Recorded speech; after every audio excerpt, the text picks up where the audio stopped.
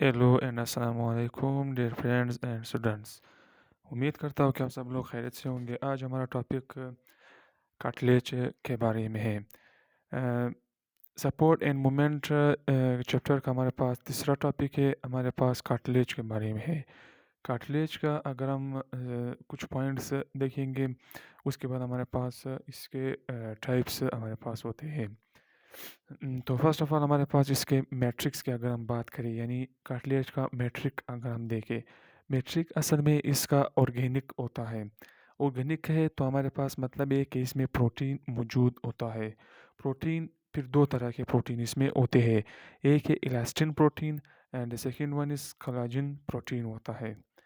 ये मैट्रिक्स था। सेकंड हमारे पास तीन चीज़ें जो हमारे पास है वो कार्टिलेज में नहीं होते हैं। नंबर वन, ब्लड वेसल नहीं होते हैं। नंबर टू, नर्व्स नहीं होते हैं। नर्व्स ना होने की वजह से ये हमारे पास इनसेंसिटिव होता है, यानी ये सेंसिटिव एरिया या पार्ट नहीं होता है। थर्ड पॉइंट ये है कि हमारे पास इधर लिम्फ वेसल नहीं होते हैं।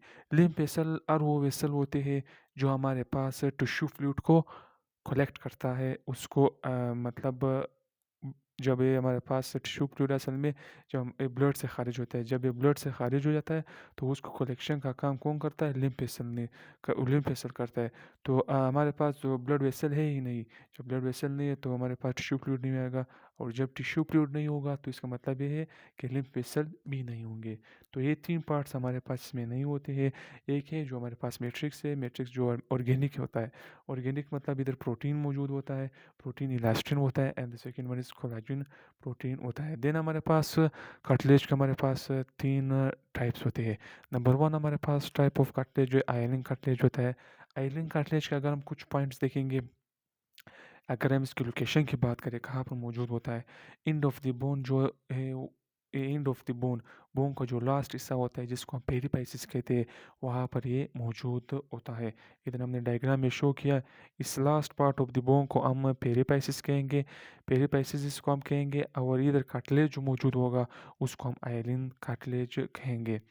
इसके बाद ट्रेकिया में मौजूद होता है। ट्रेकिया हमारे पास जो है वो सांस की नाली को हम कहेंगे। सांस की नाली जो हमने इधर इसका स्ट्रक्चर ड्रा किया है, ये हमारे पास ट्रेकिया होता है। इधर हमारे पास जो है ट्रेकिया, हमारे पास इधर इसके अंदर जो है वो फिर कार्टिलेज, रिंग लाइक कार्टिलेज होते हैं, रिंग इसके स्ट्रक्चर होते हैं। तो रिंग लाइक कार्टिलेज हमारे पास बाय नेचर खुद क्या है? एलिन कार्टिलेज होता है। हमारे पास थर्ड वन हमारे पास फीटस स्केलेटन, बच्चे का जो हमारे पास स्केलेटन होता है वो ऑल हमारे पास आयलिन कार्टिलेज होता है। देन हमारे पास इसमें जो सेल्स होते हैं उन सेल्स को हम कॉन्ड्रोसाइट सेल्स कहते हैं। और इनमें जो प्रोटीन फाइबर्स यानी मेम्ब्रेन, इसके हमारे पास जो मेम्ब्रेन होगा उस मेम्ब्रेन को हम पेरिकॉन्ड्रियम कहते हैं।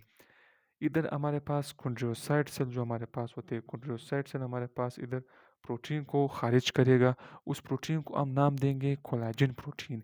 यानी हम आसान अल्फाज में ये कह सकते हैं कि आयलिन कार्टिलेज के मैट्रिक्स में कोलाजन प्रोटीन मौजूद होता है, और वो हमारे पास कॉन्ड्रोसाइट सेल इसको एक्सक्रीट या हमारे पास जो है वो सिक्रीट करेगा। देन हमारे पास आयलिन कार्टिलेज हमारे पास इन्वॉल्व होता है, इन बोन ग्रोथ में इन्वॉल्व होता है। कैल्सिफाई होकर ये बोन ग्रोथ करेगा। किस तरह बोन ग्रोथ करेगा? फर्स्ट करें हमारे पास, हम इसे समझेंगे इस डायग्राम से।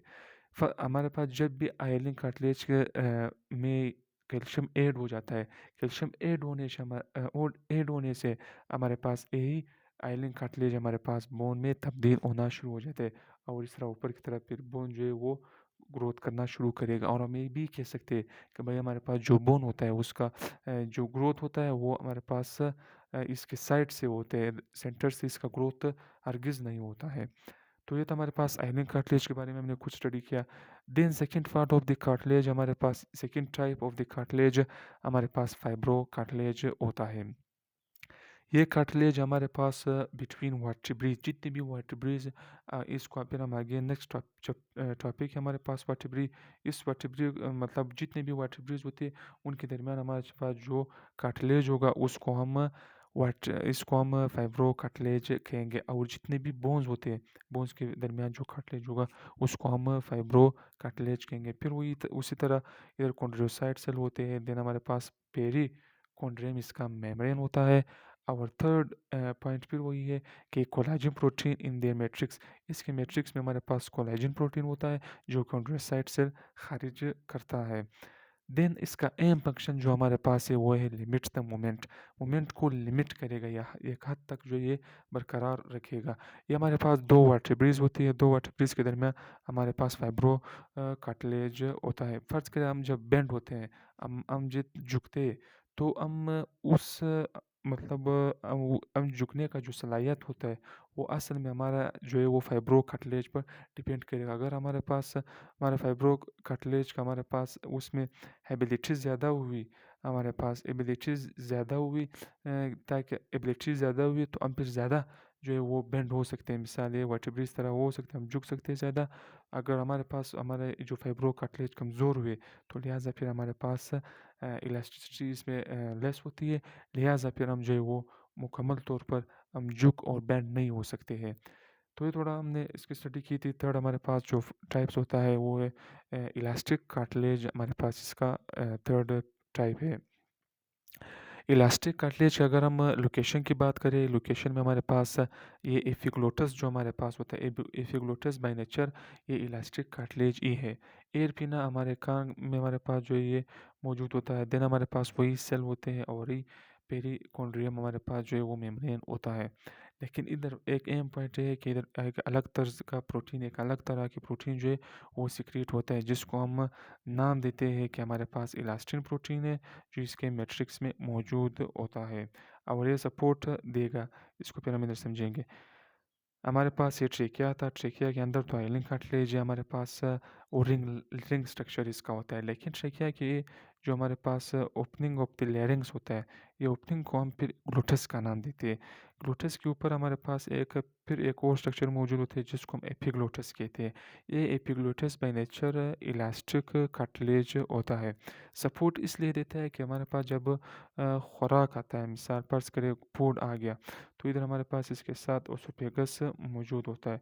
तो जब हमारे पास इधर फूड आ गया, फूड आती है हमारे पास, ये हमारे पास ये तो वैसे वो वर्टिकल मौजूद होता है, लेकिन जब हमारे पास फूड आता है तो यही हमारे पास जो है इस तरह हॉरिज़ॉन्टल हो जाएगा और इधर इसके ऊपर जो फूड है वो स्लिप होकर के इस ओसोफेगस में जाएगा।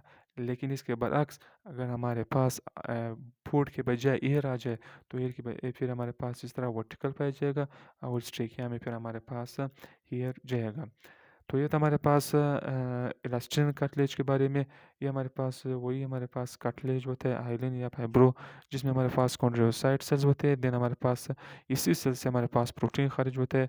इसी प्रोटीन को हम जो है वो कोलेजन प्रोटीन का नाम इसको दे सकते हैं। तो ये था हमारे पास आज का हमने जो पढ़ा कार्टिलेज और इसके कुछ पॉइंट्स एंड देन हमारे पास इसके 3 हमारे पास टाइप्स के बारे में हमने स्टडी किया।